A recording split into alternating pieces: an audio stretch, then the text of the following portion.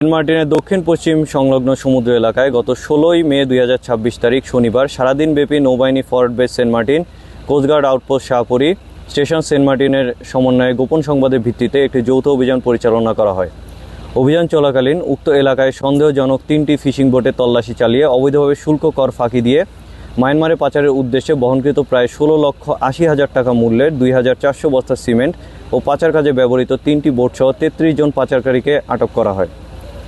আটককৃত পাচারকারীদের প্রাথমিক জিজ্ঞাসাবাদে জানা যায়, তারা উক্ত ফিশিং বোট 3টির মাধ্যমে হাতিয়া ও সন্দ্বীপের বিভিন্ন জায়গা হতে সিমেন্ট বোঝাই করে মায়ানমারের নিষিদ্ধ গোষ্ঠীকে সরবরাহের উদ্দেশ্যে গমন করছিল।